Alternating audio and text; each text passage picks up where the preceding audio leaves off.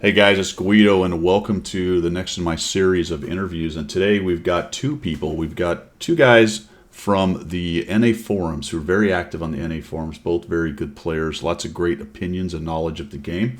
I'm bringing them both together because it was mentioned that we should get more guys and gals from the forum and talk to, I'm doing air quotes here, the regular player.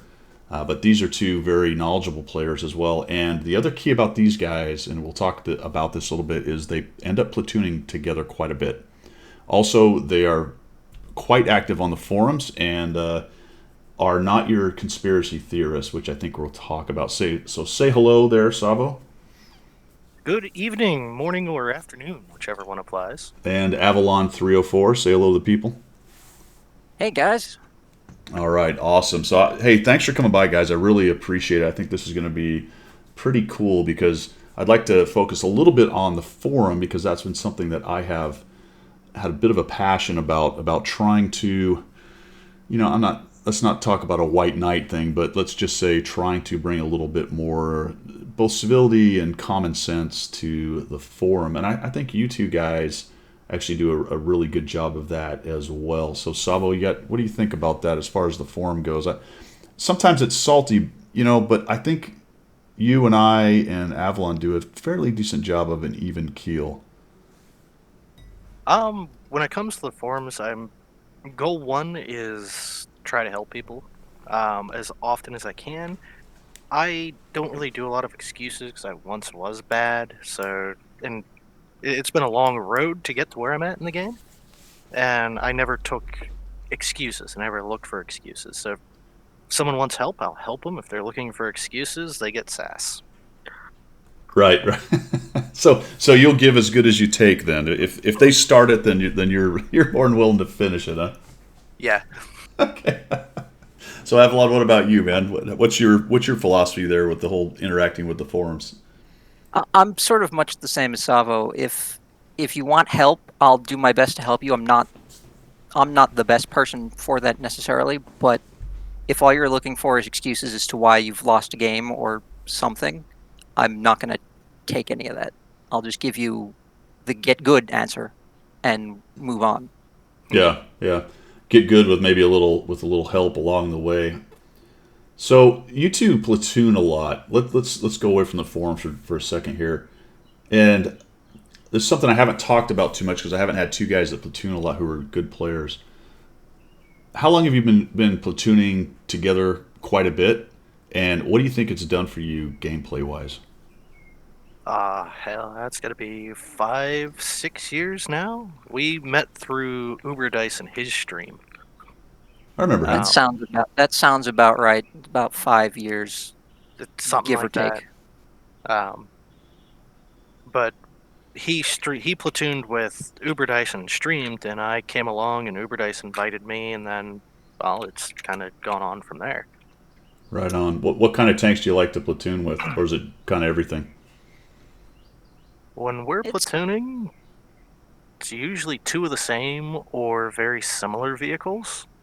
Although there are matches where we're in completely different vehicles. What would you say, like 20% of the time we're in different things?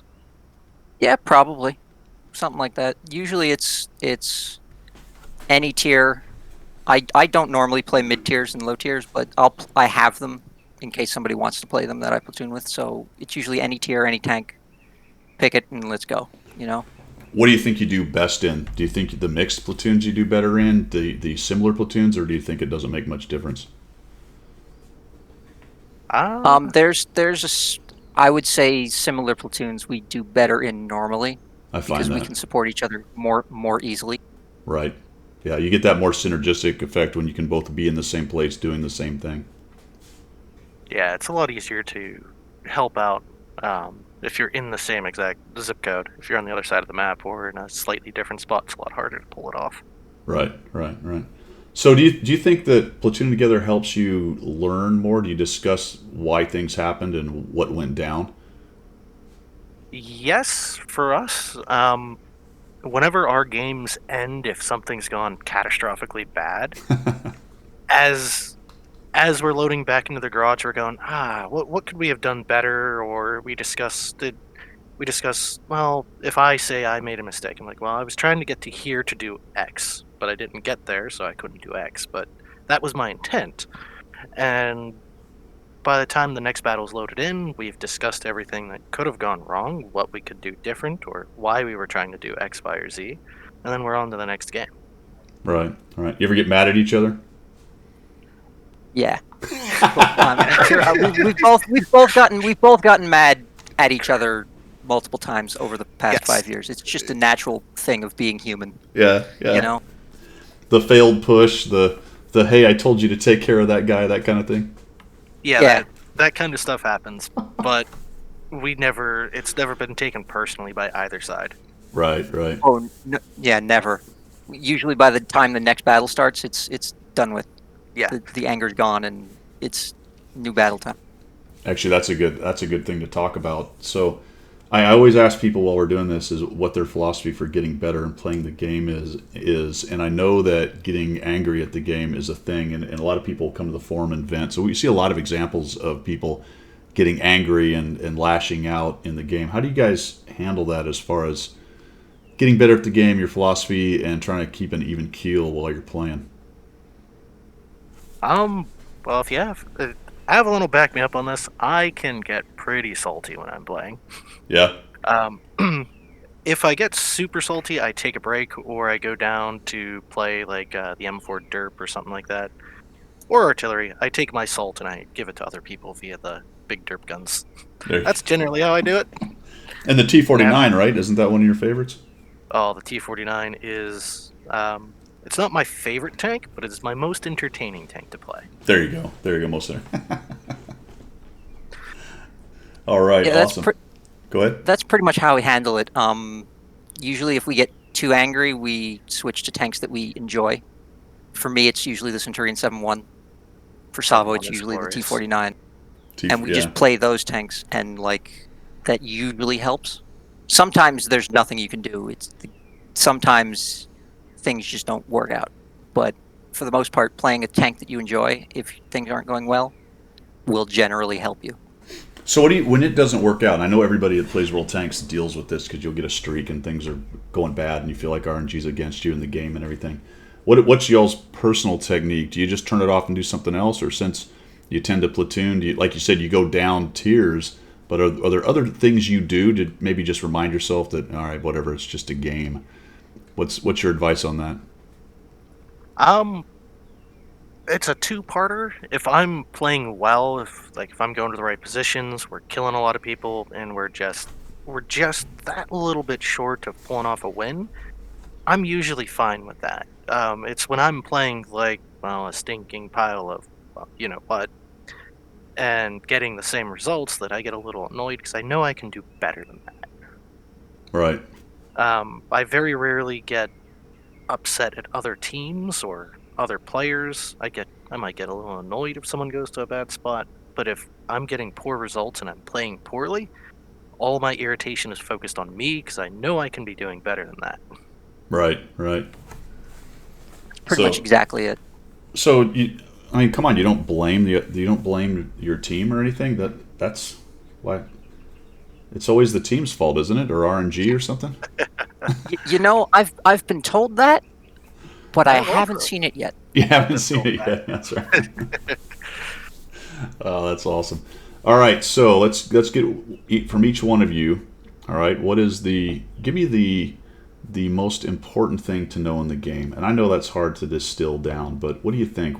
From each one of you, what do you think the most important thing to know in World of Tanks is? You're about to talk to a new player. What do they need to know?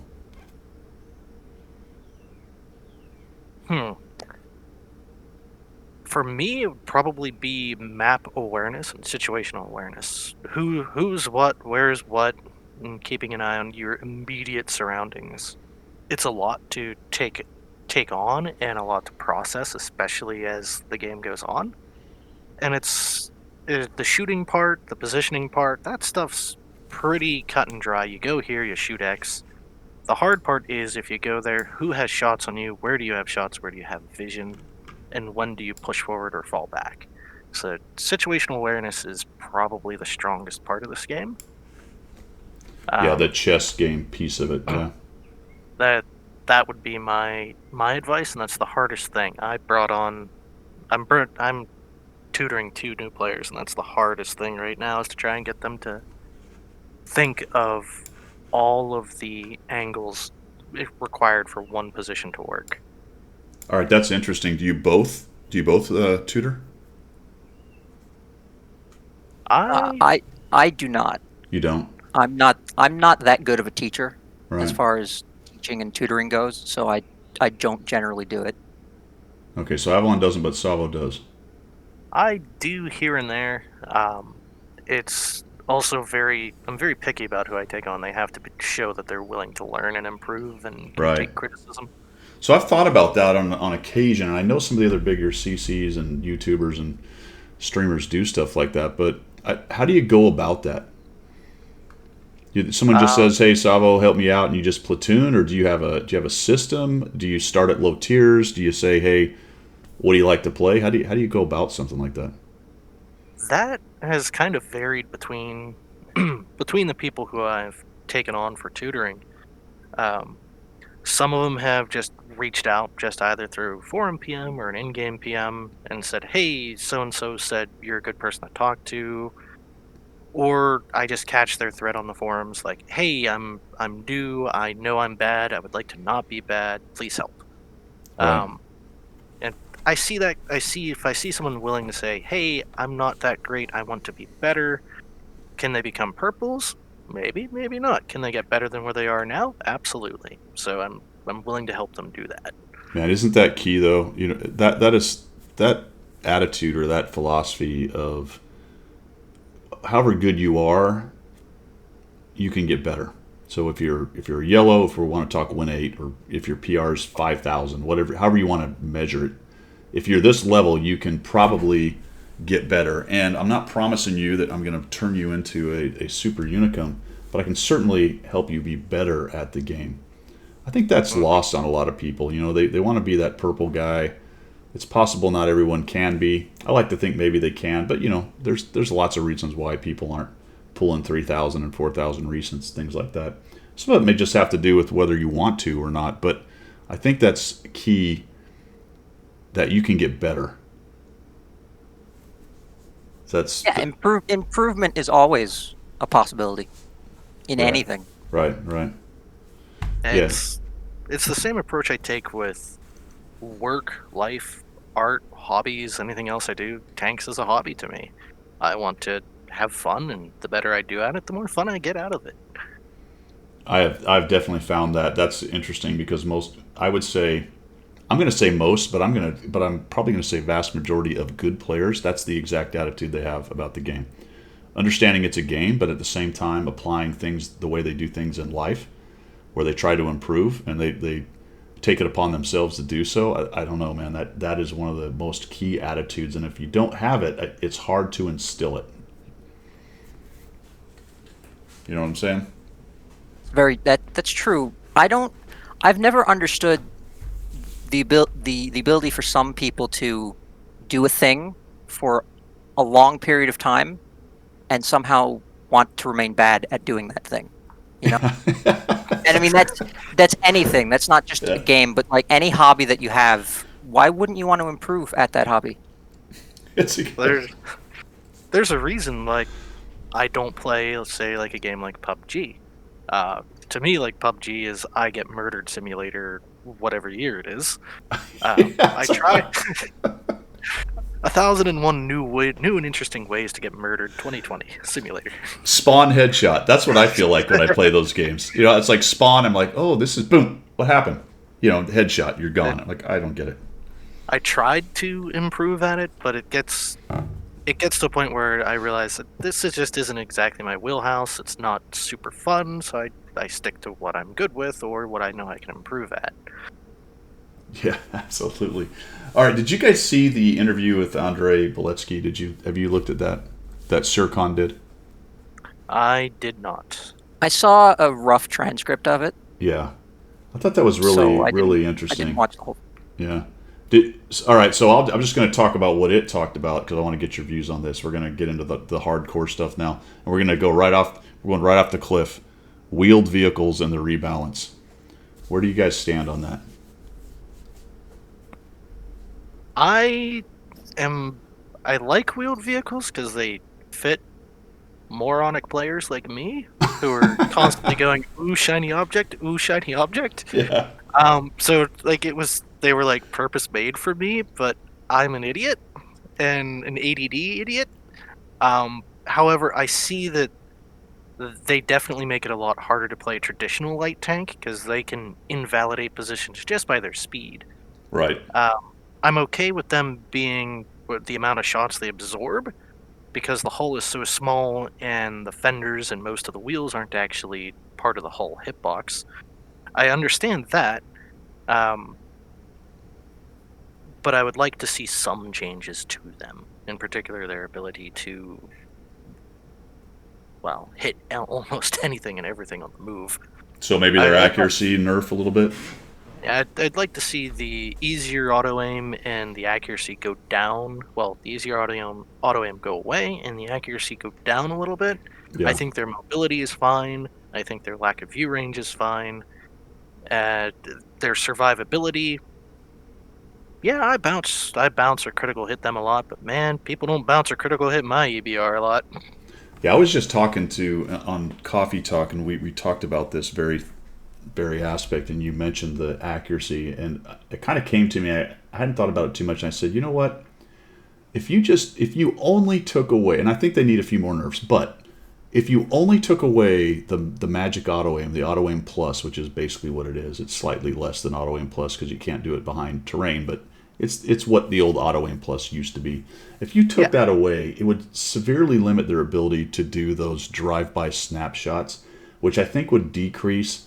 They would still do the drive-by, they would still do the spotting, they would still be a pain in the arse to other lights, but they would stop doing those random blasts as they ridge surf and force people to kind of use the mouse and attempt to make a shot that's more difficult mechanically from the person's point of view with his hands, eyes, coordination, and all that.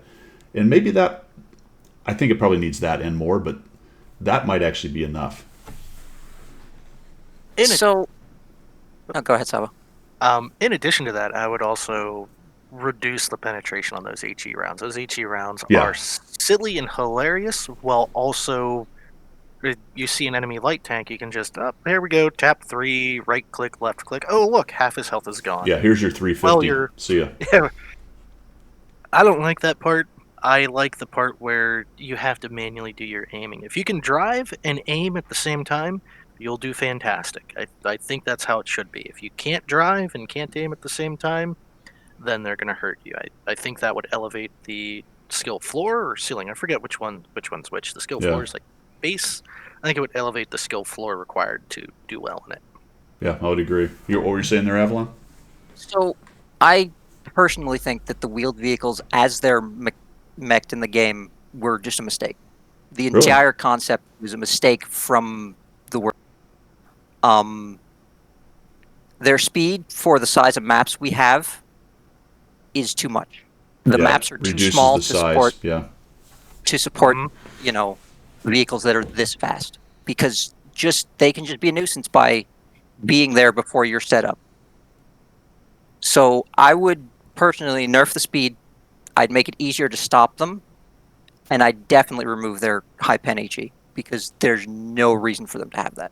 Yeah, I would agree with that. And I think that's kind of the basis for the nerf. Go ahead. Whether or not they can hit things on the move, I don't really care about, because I'm playing things that are getting penned almost all the time anyway, just about anything anyway.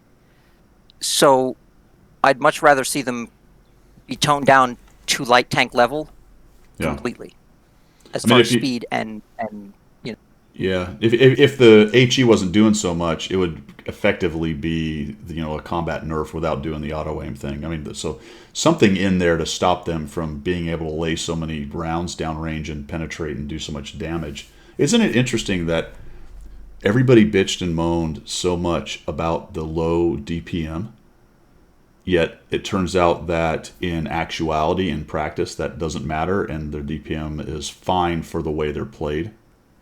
Mm-hmm. Well, that's normally the case. Once you have a certain DPM value, I mean, that's all that. It's not a very high value that you need, because effective DPM is something entirely different from what's Exactly. listed on the stats Exactly. page. Yeah, it's the listed DPM is theoretical DPM. That's Sure. if someone's being silly and just letting you shoot at them for a minute. That's very rarely the case. You very rarely get to just the gun's hot for a straight minute. Instead, you've got 10-second engagement here, 10-second engagement over there. You get 20 seconds of engagement for a minute.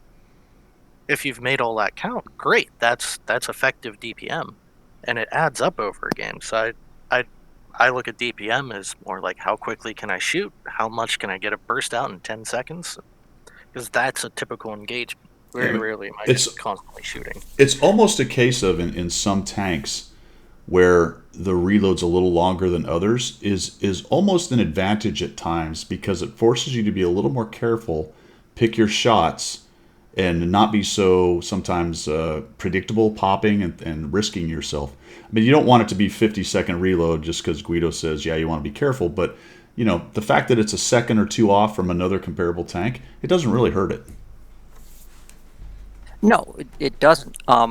In fact, I prefer reloads around 9 to 10, because that's coincidentally about the time it takes for you to drop off of somebody's vision if you fired from concealment. Another great point. Absolutely. It's a That is timing very thing. good point.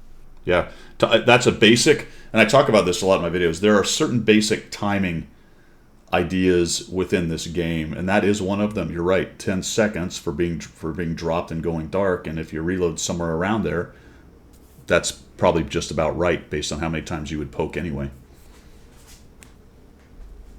Yeah, that's fantastic. That's good. So it was interesting though. That was two kind of different opinions on the wheeled tanks right there. So let's move on then to the next favorite thing, Artie. Artie, I know It's a mistake. Avalon's opinion on this. It's a mistake. It was a mistake 10 years ago when they implemented it. It will always be a mistake. Why? Why would you say that? What's your opinion on why it's a mistake? Because it plays by rules that no other class plays by. Yeah. This has been my problem also with the mech of the wheeled tanks. It's difficult to integrate that into a game system when it's playing a different game basically. If it required direct line of sight, I wouldn't care. The HE damage, the stun, whatever. But the fact that you can be at the back of the map behind a rock and get hit from across the map by another player who can't see you, that's a mistake. Yeah. What do you think, Savo? Yeah, that's my same gripe with it. Is it is a support class. It's more like a ranged unit in something like most other MMOs. But it's the same thing Avalon's talking about. It's something that your only recourse is really kind of hoping and praying they don't hit you. You can try to be evasive, but when it comes down to it, you have to contest key positions of the map. Most of those are within places where Artie can hit. By design. Yeah, I mean, they want their Artie players to have a part in the battle. So. Or you can not contest those positions and not get hit by Artie. You don't really... You have to deal with it. And the hard part is they engage you on their terms. You rarely engage Artie on your terms because you can't physically see them. Yeah. You can't control the engagement. And I understand why it's there. I understand that's part of it. I would much rather see something like, say, War Thunder's Artie. Avalon doesn't like this idea. But War Thunder's Artie, where you just go, okay, I would like to drop some shells in this general vicinity from any vehicle. Right. Where it just becomes a passive area of denial for a short period of time. It's a kind of consumable or whatever. Yeah, I would rather see something like that. But then we come into the issue of how far away can you drop it? Should you only drop it in areas you can actually see? Because I don't like the idea of being hit by something that's way out of my usual render. Yeah. And that I can't actually... If I can physically shoot back at it, I don't care. If it can shoot me and I made a mistake, and it's within line of sight of me, and has a firing line and I let it shoot me, that's on me. Right. So Yeah, the enemy of skill is randomness. You know what I'm saying? Go ahead, Yep. Avalon. it's true. So the thing I don't like about Savo's idea of off-map arty strikes as consumables is I don't want to give 15 players arty. Yeah. I think that's as much of a problem in front lines. Right, you've seen this in I'm not a front player lines. who enjoys front lines, but front lines is basically 30 people versus 30 people, and 28 of them have arty strikes and airstrikes, Yeah. Well, including sometimes the people playing arty. I don't think 15 people in a match in a normal battle need arty. I think that would make it worse. Here's a thought process. If that was implemented as, say, a piece of equipment, you had to make the choice. Do you want a passive bonus on the side, or do you want active bonuses to your combat? Right. Force I think a that decision. might be interesting. That would limit be it. interesting. Yeah. Because there is a slight argument, I'm going to give it slight argument, to digging out, it's always the dig out the hold down, but digging out something that's in a good position that you're having a hard time dealing with, because if Artie just went away and there was no way to do that, you would get a much staler, to some extent, a bit more campy experience. I understand it causes camping now, so I'm not saying, but I'm saying there will be certain tanks that if you took Artie away tomorrow, that you would have to work really hard to get out. Now, personally, that's a great challenge to me. I wouldn't bother me too much, but I think the larger player base would find that to be very difficult to deal with a mouse that's on a corner that they can't somehow get rid of. So I don't know about that necessarily, because one of the things that makes digging out a hull down tank or a tank in a good position hard right now is you can't use positions that you would otherwise be able to use because Artie's in the match. Yeah, it's a if good that point. makes sense. Yeah, no, I see what you're saying. I like matches at tier 10 with no Artie because without, with good thought, I can go pretty much anywhere and avoid getting hit. Yeah. Right. So I can counter another position from a position I normally wouldn't be able to use if Artie's in the match. Yeah, and you can see the map designers have put those spots in. There are certain spots on maps that are used. You can create different angles on other strong points, but if they're highly exposed to Artie, people don't use them. Correct. Oh yeah, I'm definitely a lot more passive if there's 3 Artie in a game. So have you seen Dez's video on the 279 early, the one that did, 24,000 blocked or whatever the heck it was? Did you see that? No, I haven't. Okay, you gotta look that up. I'm not surprised, He's knowing the 279E. His commentary was fantastic because it basically boiled down to, he said, about Artie, Wargaming, the reason Wargaming put Artie in the game was a long game. They knew back in 2011 that they were going to release the 279 early 5 or 6 years later, so they needed Artie to counter it because that's the only thing that can. I got a laugh out of that, man. So, which is going to bring us the long game theory. yeah, which is going to bring us to how many overpowered price tanks do you guys have? I think 2 is the required end, but I only think one of them is actually OP. Oh, well, good. Do say which ones do you have, and which ones do you think or which one do you think is OP? So I have the 907 and I have the Chieftain. Of the 2, the Chieftain is definitely overpowered. The 907 is. I think the 907 is slightly. But I know what you're saying because the 430 or whatever is pretty close. No, it's not even that. It's that the Chieftain required, if you can get hull down in a Chieftain, you could farm for days because that's all you need to do. The 907, you can't do that. The 907 isn't super flexible as far as hull down positions go because it's -5. It's a Russian medium. It's -5 degrees gun depression. Right. And its hull armor really isn't that good. It's troll, but if you know where to shoot it, you'll pen it almost every time. I just found I played it on the Sheriff account. I played it 5 times. I made a video on it, just laughing at how easy the 907 was to play. And I'm coming from the angle of a good player, right? A good player against the standard other players. Now, I'm not talking about competitive where everyone else has 907s and Chieftains and everything else. I was just in a standard pub match top tier, and I just laughed. I just drove around shooting things. Obviously, I played my best game, but to me, it felt like driving around shooting things. People bouncing off me. It was insane. It was absolutely insane. But I agree with you on the Chieftain. Do either one of you have the 279 early? Neither of us do. Yeah, no. I- I'm not even close to it yet. I don't think the Chieftain is super overpowered. I think that's a problem of most of the people who have the Chieftain are already elevated players, so they can really exploit its strong points. Right. I think if that was a tech tree tank, it would be a stronger tech tree tank. But I think if you had more average to below average players running around in it, it would probably fall closer to in line to most of the other hold down tanks. Could use a little bit bigger cupola though. See, I sort of disagree. I sort of disagree with that. I'll let you go, Guido. Sorry. No, I was just going to say more of a weak spot, but carry on. So, the thing about the Chieftain is I do believe it's OP, but it's not a tank that an average player can take and immediately start farming 6k damage in, because it's not a tank that you can just hold down the W key and face roll over people in. It requires you to know what you're doing and to know the tank and to know what it can do to do well in.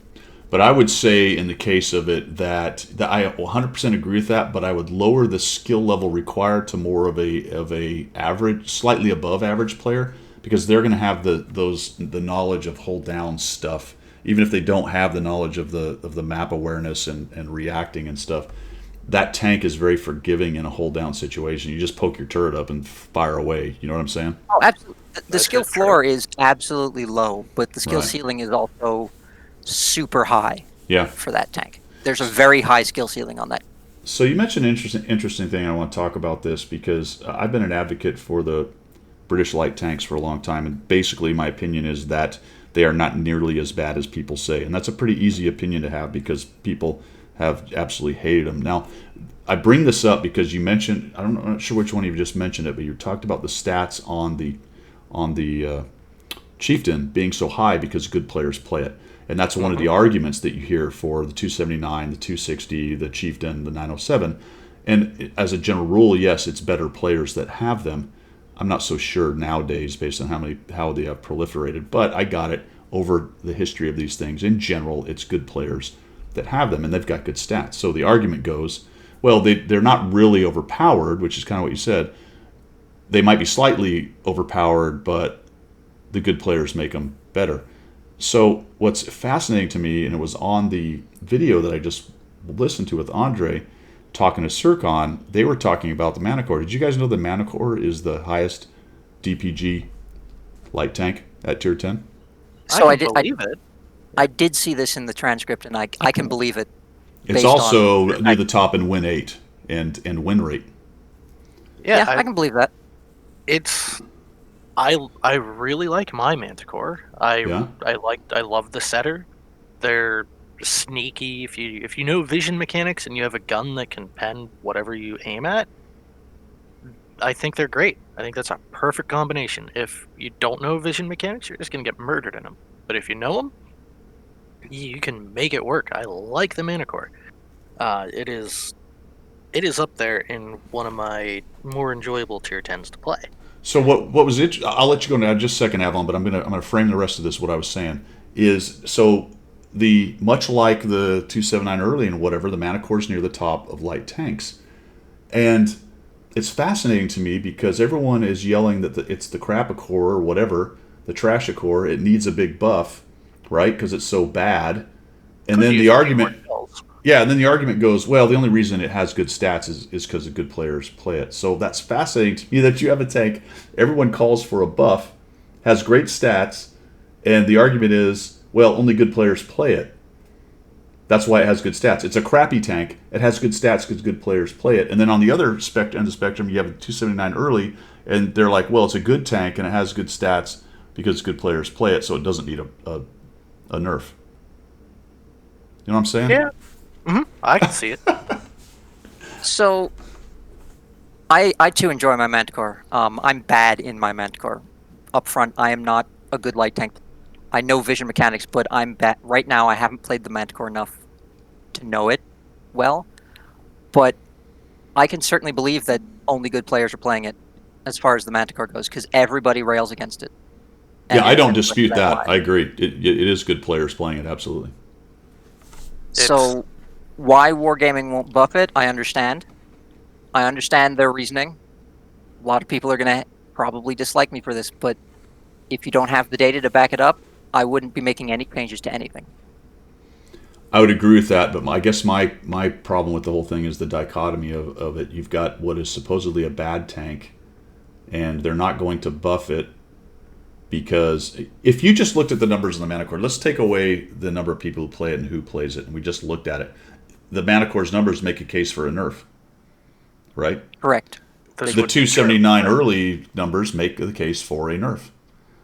Yep. Correct. They're both performing well, but now we've got these kind of competing rationales as to why one doesn't get a nerf and one does, or why one's not buffed and that kind of thing. It's actually kind of fascinating to me, and I think it's really framed in the fact that everyone came. There's the idea that the mana core is terrible, and that was caused by CCs early on who had not played the damn thing and just looked at stats. Go back to our DPM discussion. Yep. Right? Our DPM discussion. It's terrible because DPM and this and the other.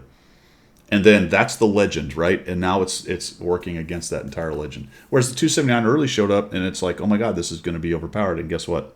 Kind of was. So the thing that they said in that interview that I know that they said this is that they've designed, and I don't personally agree with this, they've designed the Chieftain and the 279E to be overpowered because I they're missed for that. good players.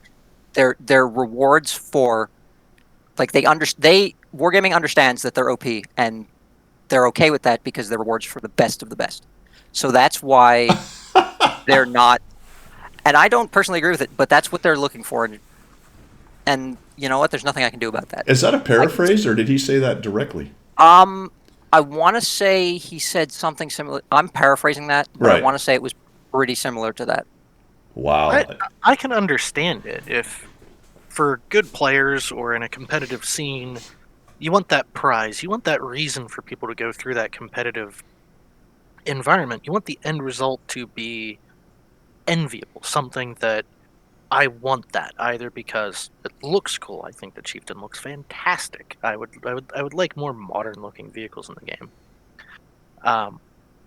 But if it underperforms in most things, a lot of people are going to go, it's not really worth the effort because then I'm bringing something that's I'm not bringing my full potential to a round. So I can understand why they're stronger in a sense of making people want to go through all the steps to get one. But knowing that most of the people that filter process, most of the people who are going to go through that process are going to be above average. I think if the vehicle was perfectly average, then above average players would step it up a little bit. I don't like the vehicle just being strong for strong's sake. Yeah, I Again, would agree with that. Yeah, opinion. absolutely, absolutely. It's a status symbol, not an overpowered. I so completely disagree with that whole idea. I think it's Like- so toxic. It's not even funny.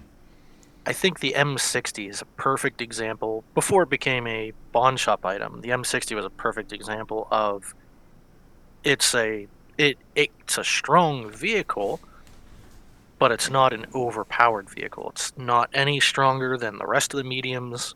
In fact, it's slightly worse than the Patton in terms of armor. It's a little bit faster. I prefer the speed over the armor. Yeah, I do too. But I think that's a perfect example of a good reward tank. It's unique. It's not common. It's getting more common since it's pawn shop. But at the time, during the third campaign when it came out, well, first and third campaigns, those were hard to get. The 907 came out in what, the third campaign? I think it did. Yeah, I think it was the third tank released after 'Cause the I- VKK. Because Yeah. the third campaign was my start in Clan Wars, and I picked the M60 because I didn't really care for Russian hover meds. I like gun depression. Yeah, that's an interesting comment by him.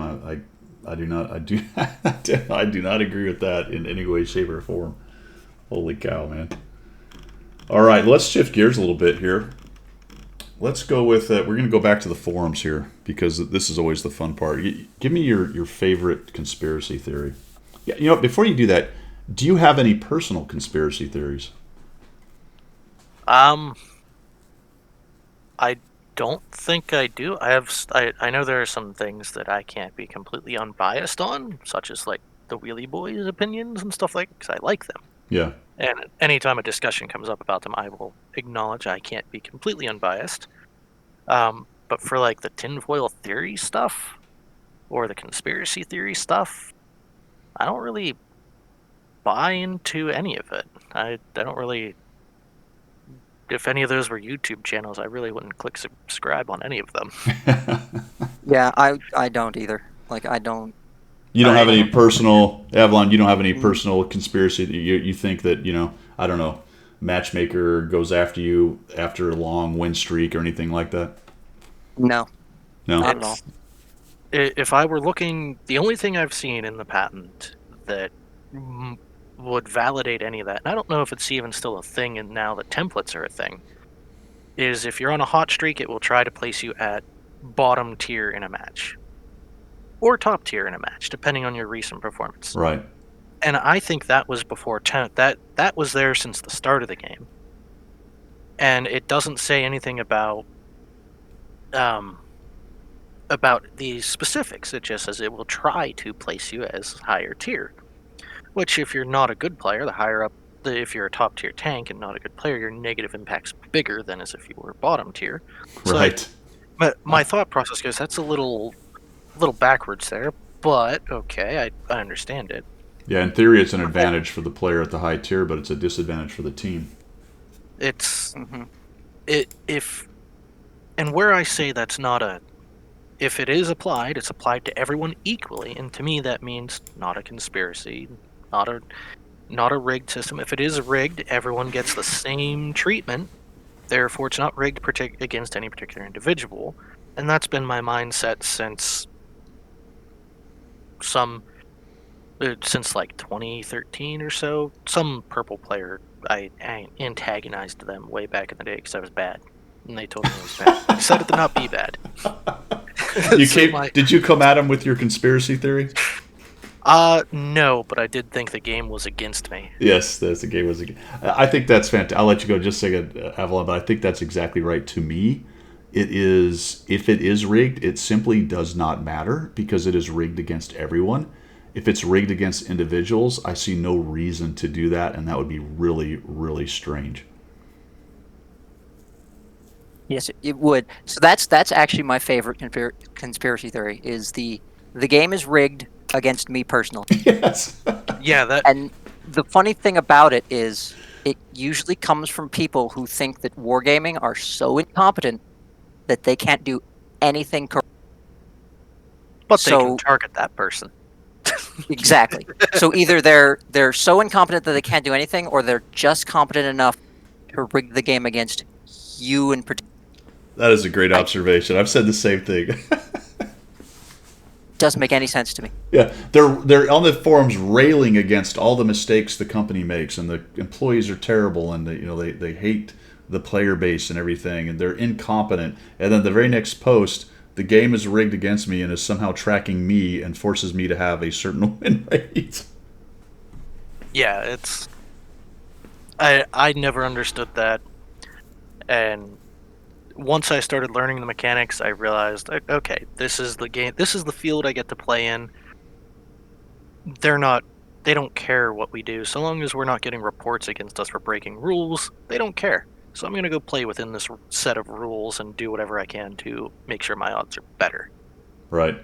Because that's the next thing on those, isn't it? When you come to the conspiracy theorist saying it's individual and they've picked so-and-so, you ask, well, okay, why did they pick me? What was the reason? Why did they pick you? Also, why did they pick me to have a better win rate? What? Just Because randomly? We're wargaming shills, yeah. That's right. That's usually the other answer is you're a shill for wargaming, so you get better RNG, matchmaking, whatever. Yeah. Which is funny in its own right, because, man, if wargaming paid me, that'd be great, guys. I'll take all the money you want to give me. I'm not above that. Like, I'm not, Yeah, I'm fully open. If you would like to deposit money into my bank account, I will say positive things. Yeah. I'm fully open for that financial transaction. If you're listening, Wargaming. Well, let's do it, man. Let's do it. Let's chill. Let's chill. All right, Savo, your favorite premium tank. This you're going to try to get somebody to buy this, right? Because you're shilling for the company. Favorite premium Yeah, tank? what's your favorite premium tank? Probably be. It's a toss-up. I'm gonna go with the Super Pershing as my Really? favorite premium tank. No shit. No kidding. Mm-hmm. Why? Why? It has now in its current form. It's never seen tier 10s. It's always had pref. True. Right now, it's got a really solid gun, really solid penetration for the tier that it plays at and the things that it faces. You don't really need to spam the good stuff. Makes pretty good credits. For the durability that you get, it's durability that you can't sit still in it. But if you're doing little wiggles and little jukes, that armor becomes almost impervious. And it's slow enough, yet fast enough that you're not really beating everyone to a position. I use it as I go beat up other mediums and I go take their lunch money in a Super Pershing. Yeah. Nice. It's a good balanced one, but it also isn't one that it gives you a huge advantage over anyone else. It's still up to you to do it, to bring your advantage, to play it to its strengths. And if you do that, you make a bunch of credits. I do like the Super. I haven't liked it before it was nerfed. All right, Avalon, what about you, man? So mine right now, and it usually shifts based on my mood, but mine right now is the it's a nice T110E5 at tier 8. It's got a cupola. There's a weak point that you can easily hit, but if you know how to maneuver and wiggle your turret just a little bit, it doesn't get penned nearly as much as you think it would. Its gun is fantastic with good pen, and its mobility is, while not super fast, not super slow either. So you said Rompanzer because it goofed Oh, up. no, sorry, Renegade. Renegade. Oh, yeah. Renegade. Yeah, I'm with you on that. The Renegade. I thought you said Rompanzer. My internet hiccup just a second. All I heard was Ruh. The Renegade is fantastic. I mean, it really is. It's like medium speed. I mean, it can go beat up mediums. Like Sabo was saying, a Renegade can beat up mediums and take their lunch money. Exactly. Yeah, those are. And it can hang with, and the Renegade can hang with heavy tanks if it needs to. True. Yeah, absolutely. It's got decent enough armor for its tier. Yeah, absolutely. All right, so what? And I ask everybody the same thing. I think we touched on a little bit on your best piece of advice for new players, but give me the one thing you wish you had known at the very beginning of the game that would have made your life so much easier.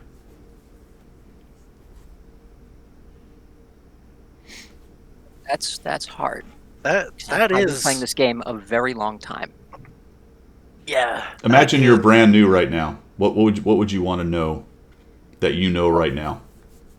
Vision mechanics would Yeah. probably be the most important thing. Vision mechanics. I'm just gonna agree with that. Go ahead. Yeah. Now, at the start, when I started playing, Sixth Sense didn't exist. You had repairs, camo, and firefighting. Same. Yep. And the only way Sixth Sense was basically, oh hey, there's a new ventilation hole in our tank. We've been spotted. That's right. Yep. And I didn't like that, but everyone got the same. That was the same playing field for everyone. But had I known how vision mechanics work, because that hasn't changed since the game started. It's always been the same vision mechanic set. Had I known that, I would have been able to make so many more plays, so many better plays. It would have helped me understand a lot of the times where I'm here, and then I just got raptured out of existence. Right. Because some big TD saw me, and, well, I ceased to exist. Yeah. So that's interesting. We got to that because it's also something that's great to talk about. Because when I started playing the game, it was the same thing. It was repairs, camo, and firefighting. No Sixth Sense, same thing. Find out a guy's there when you're dead or half your hit points are gone or whatever. And I quickly learned that there are people who understood that stuff, and I did not. So I started to try to figure it out. And I still see that today. You get this because I help a lot of people and I do a lot of replay reviews and analysis of their stats and how they play and stuff. Those are always Those are always very good, by the way. I appreciate that. There's a cycle of a player, right? They load up World of Tanks and they're like, ooh, tanks, rage forward, shooting everything, and die pretty quickly. And that goes on for who knows how long. Some people it's 5,000-10,000 battles before they even think about it. But at some point they start going, why am I freaking dying so bad? How come I'm the first or second guy out? And what invariably happens is they shift to a more campy style, or they go to arty, or they go to TDs. And then some people never get out of that. You know what I'm saying? Yeah, I do. I've seen that a lot. Yeah, actually. I see that. I see that with some of the brand new players I'm tutoring. Is they're way too aggro because I'm in a tank. The world can't stop me, and then, well, other tanks can. And then they become a lot more timid. And Right. I think that's the reason why a lot of the average player base are very timid and very more like, this is a game of I need to keep as many hit points as I can rather than take risks, because the risks are hard to calculate. Or early on, the early experience of new players basically being food for everyone else doesn't do much to discourage the timid playstyle a lot of people have. Yeah. If I get a sub 50% as a general rule, of course these are all generalizations, come to me and ask me for help. Usually the first thing I figure out is that they're much more timid or passive in nearly every situation than they should be. The other thing I find is oftentimes they're aggro when they should be timid. Usually at the end of the game they start losing. People just go, oh well, whatever, charge forward. Like, no, that's exactly the point where you need to be a little bit more careful because you're losing, but they're 180 out. But dragging them out of the passive, dragging players out of the passive, I never had that problem. I'm like TSAVO. I just wanted to drive forward and punch people in the face. And that's what I did. If you ask Avalon, he'll say I have no problem taking risks and taking risky positions and being aggro. In fact, it's probably still one of my flaws. Half the time I wonder how he gets away with 90% of the things he does. I don't understand it. I bet TSAVO can tell you why. Go ahead, TSAVO. Tell him why you get away with that. Because I'm an idiot? No. And this is interesting because it's something that I've learned as I've played. In my opinion, anyway, the reason you and I get away are people who are super aggressive, and overall, as a overall rule, it's a net negative to some extent. But the reason you start to get away with it is you do it so much, you'll learn how to do it. You know what? I guess that's correct. I've learned when and where I can take these big risks. Do they still not pay out sometimes? Yeah. Yeah. The problem is, it works most of the time, and this is shown by our stats, our performance. It definitely works most of the time with the risks I take, but if they go wrong, it's basically going to be a 0 damage game. If I make a mistake or make a misstep in my calculations of what risks I'm taking, I'm probably going to be deleted and done for. Exactly. With very little return. Yep. Avalon will say he's not, but I think Avalon's the better player because he's cautiously aggressive, and everything he does is methodical. I'm not methodical. I am ADD tanker. I am shiny object. Let me go shoot a red thing, and I will keep shooting red things till I run out of red things to shoot. Right. Yep. Yeah, you're not with that kind of gameplay style, and that's a lot of how I play as well. I mean, I've had people say you're the most aggressive. I'm going to call myself a unicum. I'm a below average unicum. Let's call it that. I've never seen anyone with those stats as aggressive as you, but it is limiting because I'm not going to pull 4,000, 5,000 recents doing what I'm doing. It ain't happening. I don't think I will ever be able to do that, so long as I keep playing like I do. Yeah. I might be able to do it if I changed the way I played this game, but I don't think if I think if I did make that change, the game would be less enjoyable for me. Yeah, that's a good point. That's a really good point. I enjoy it. I enjoy getting better at it. But my goal in this game is to not get the highest particular number of any one set of stats. I would like to see them all rise accordingly. I think I could do 4K, but I would have to do some things that I don't think would contribute to more wins. Yeah. I mean, there's definitely a skill ceiling, and I've probably reached it. And I'm not saying it's all just because I don't play exactly like some other super unicums do. That's not necessarily the point, but I would certainly have to modify. I obviously would have to modify my playstyle to do that because I'm not doing it right now. There's clearly something in what I'm doing that keeps me from being a 3 or 4K recent. You know what I'm saying? Mm-hmm. Yeah. And I suspect it's because I'm a little over aggressive. But hey, you know what? It's play for fun, right? Exactly. That's what I'm here for. It's a fun game. It's entertaining. It's my recreation time. Recreation's supposed to be fun. Yeah. Don't you enjoy when you're on... Let's go back to the forums for just a second. Don't you enjoy when you're discussing this stuff on the forums with somebody and somebody rolls in there and you're talking the finer points of positioning or angling or map awareness or whatever it is you're discussing, and someone rolls in and says, none of that matters, I just play for fun. I think that is like... I have this mental list of what I call baddie excuses. And I play for fun is like number 1 or 2 on that list. Yeah, because it's supposed to dismiss all other arguments, right? That's Exactly. Whenever someone says that I play for fun, that's all that's telling me is it's just a big excuse. I don't. Nothing else matters. I play for fun. Yeah, and the assumption is we don't. Yes, that is right. Yeah, I'm just here to pound my head into the wall until I get good, man. So that goes back to that thing I was saying where I don't understand how people can do something so long and still be bad at that thing. Like, I'm sure you're having fun, but how can you have fun while also being bad at the thing you're doing? Yeah. Like, I don't understand that necessarily. Maybe that's just me as a person, but it doesn't make sense. I can offer a little insight. When I first started this game, I had 200 battles and a low and like a 38% win rate. Now, we were getting our asses handed to us constantly because we didn't really know how to play. But I was in a triple platoon with some friends, real life friends, people from high school, people from work.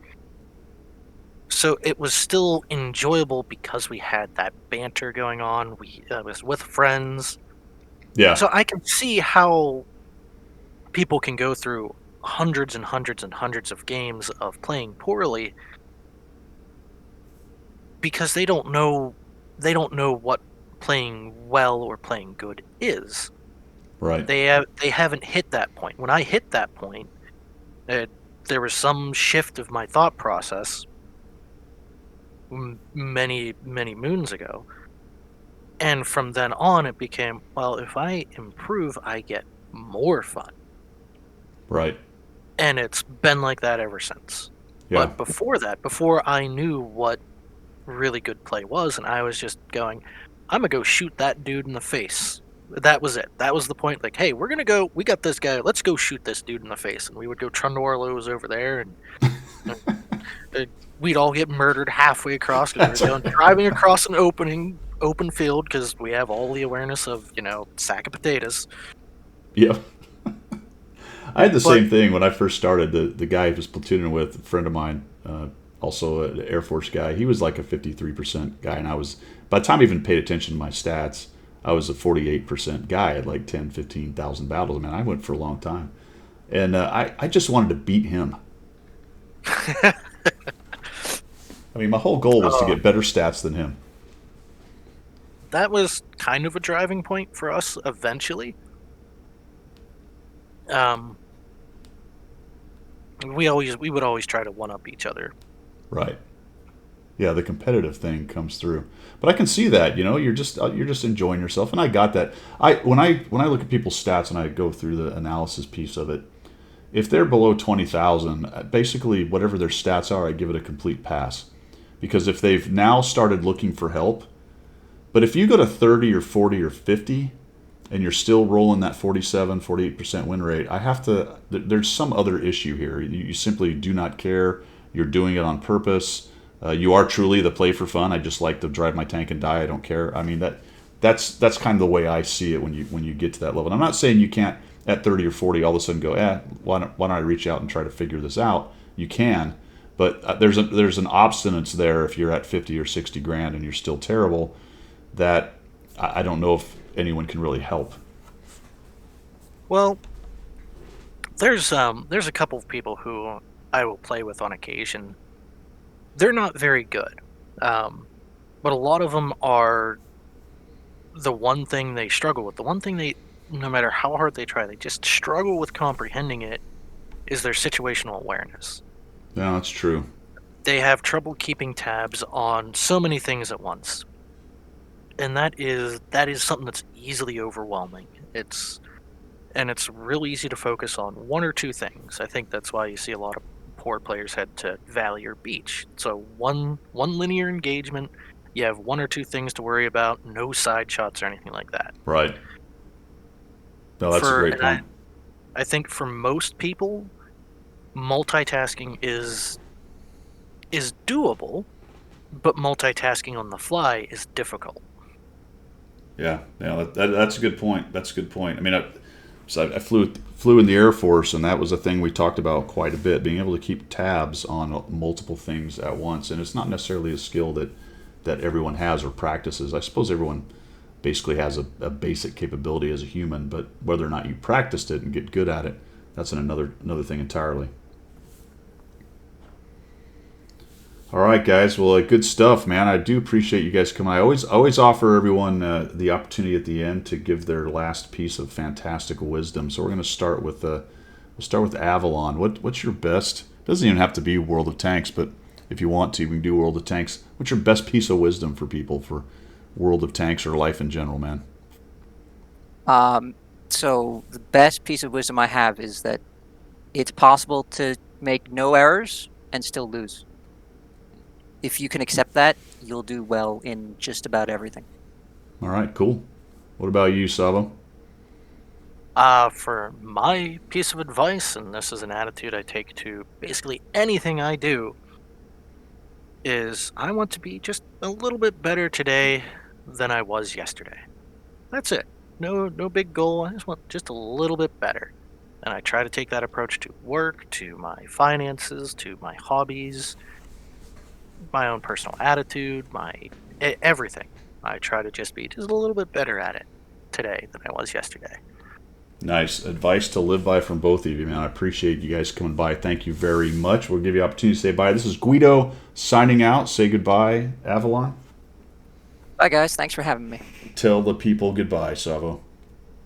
Adios, fellas. Thanks for having me around. See you guys. We're out. All right, guys, we're actually going to come back because I just got reminded we wanted to cover Anonymizer. So I'm going to let you guys take the lead.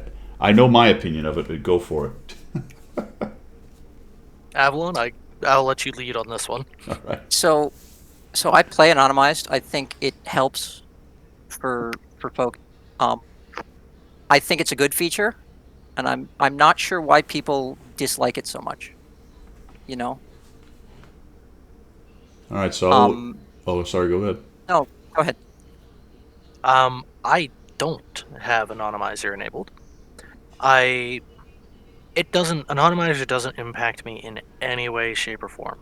Because I assume the 15 enemy players are purple. I assume the 15 people on my team, not count well, sometimes including me, are idiots until proven otherwise. And I play as if that's the case. So it doesn't matter if it's a Mahu platoon or an anonymized baddie platoon.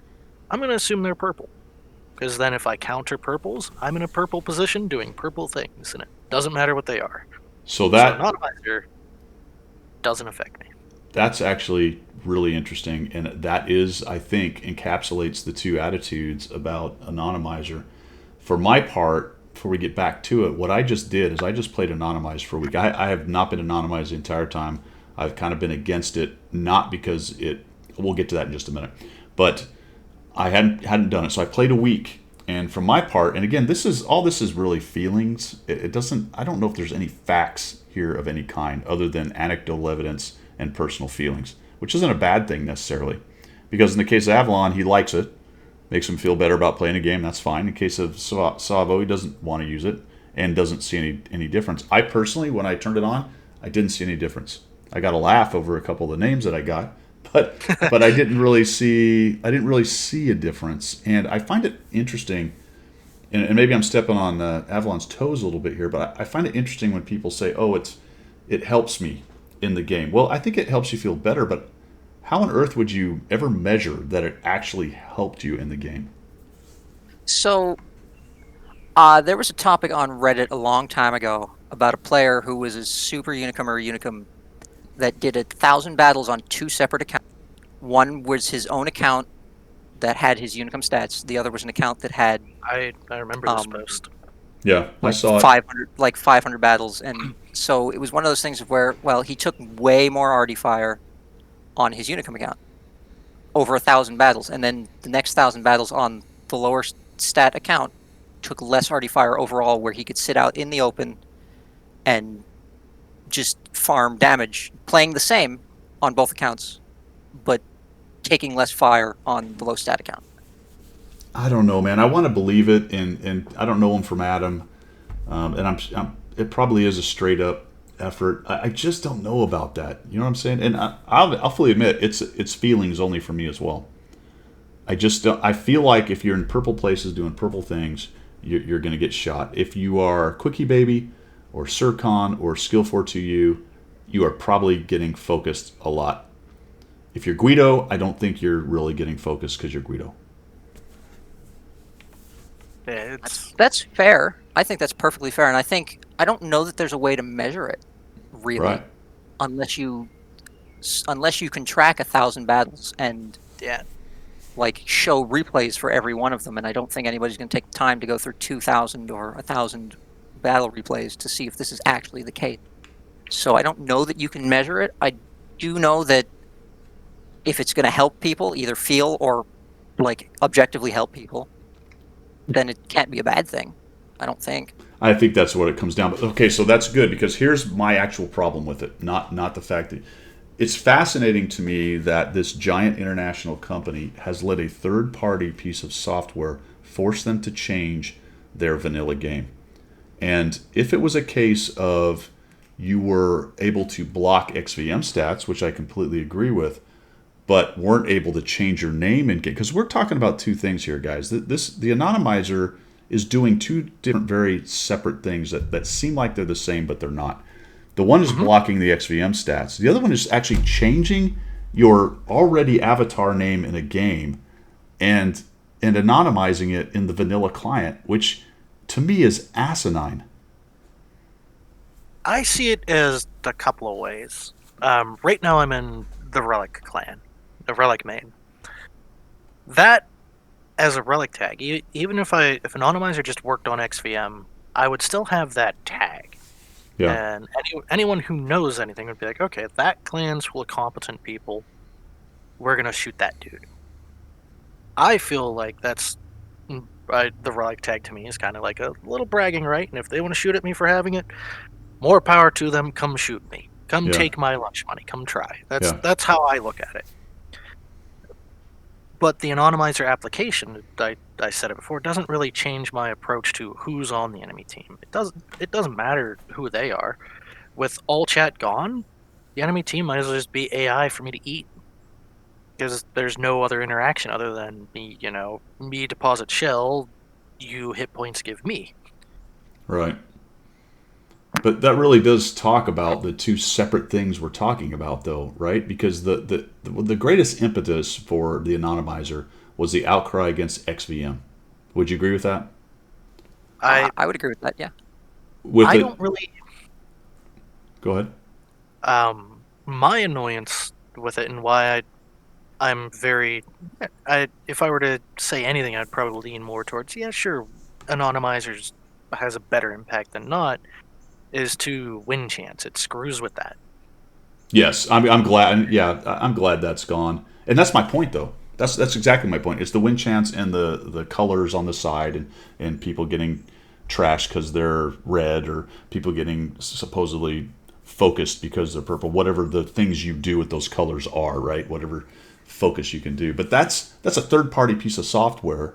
That's a mod, right? Not that not everyone has. Granted, lots of people do, and it causes a lot of toxicity. So absolutely block that and let people select. But then it bled over into the vanilla UI, and because we have what TSAVO just said, the clan tags, and then name recognition. And one of the things I've seen on one of the interviews was them talking about, oh, the big streamers really love this. I'm like, my God, we've created this thing to block a third-party software, but all of a sudden in the frag pattern, we're giving big clans and big name guys cover. Yeah, it would. The way I see it, the XVM numbers, I don't like XVM as part of the game. I used it, and I stopped using mods in like 2015, 2016. I occasionally install MOE Extended just to get a par for my MOEs. That's it. And that's such a minor change, I still consider the game vanilla with it. Well, that's a quality of life. I have no problem with mods. This is not a bash on mods. But I have no problem with sites like Noob Meter, WattLab, stuff like that, where your stats can be put together in a convenient package for you to see. Yeah, I agree. With the colors according. In game, if a third-party mod comes to the point where the game has to be altered to deal with it, then that third-party mod either needs to be absorbed into the game or blocked entirely. That would be the crossroads I would come to. That's what I think the two choices are. My choice would have been make change to game or nuke that particular third-party mod. Nuke that particular third-party mod. Make it against the rules. Well, and if they would just let people select like they do, without doing these silly fake name things, that's where I come down on this side of it. And ultimately, it doesn't really matter. It's just sort of annoying. I have run into people that I knew who were anonymized. I didn't realize it until I looked at the end game, and sometimes I look at the card and I go, wow, he did a lot of damage. Who's this guy? Because I can see the anonymized little symbol. I'm like, oh, I knew him. I would have loved to have known that was him in the game. So I think the impetus. I think we have to look at this from wargaming side more than anything, and that sounds like a devil's advocate kind of answer, but the impetus from them was players complaining about XVM focus, and then I think they said, well, okay, let's see what else we can do to help our other players, and these players being the good clan players and the streamers and whatever. And I think they went, okay, if we're gonna do this, we might as well do everything we can do at once. So let's give them the ability to anonymize their name and remove their clan tag, and it'll also accomplish what everybody else is complaining about and get rid of stats in game. And I think stats in game is a mistake. I don't like it. I've used XVM in match like in 2014, and then I stopped using it because it was just giving me information that doesn't matter. I don't care. I only liked it because I wanted to look at my colors get better. That's completely valid, but yeah. I went using WattLabs for that. Yeah, after I realized that I don't need to see the enemy team's colors because that's just giving me bad information. Yep, it doesn't matter. That's where I stopped. I don't need. If I underestimate an enemy, that's how I get myself killed. Yeah. And if I don't go to positions where I rely on teammates because I don't assume that they're going to be aware of more than, what's immediately in their vicinity. How many blades of grass are in this bush? That's an interesting bush. Meanwhile, I'm over there getting murdered because I expected them to, not be studying the ficus instead. Trying to shoot. That's right. Looking at the pretty AI butterfly or watching the airplanes fly over. So when that mindset really started to take hold, I just looked at stuff like in-game XVM as like, I don't need it. Some people still like it, some people advocate for it, but I don't think anyone should ever change their approach on in a match based on how competent the enemy is. If you always assume they're competent, you're putting yourself in your best possible positions. Yeah. Sure, that beet red tomato might do something dumb, but you can't make positions based on someone doing something dumb. They're going to do something dumb anyways. They're going to do something completely random and whatnot. If you're in a good position, you're in a better position to take advantage of their dumb than Right. Well, if you're whoever like, they "Oh, are, they're-" really. I mean, if you're in a good position, then it's your best possible position against a good player or a bad player.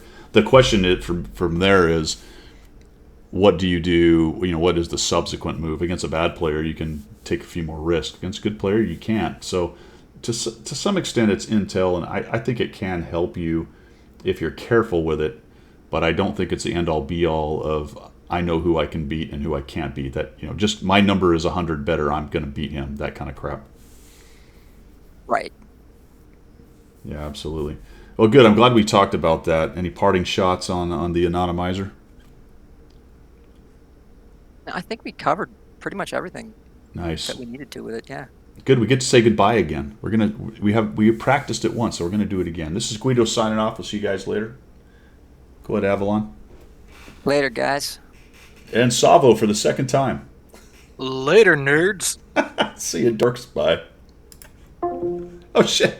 All right, you guys still there? Yep. Yeah. Still here. That's funny. I hung up on you.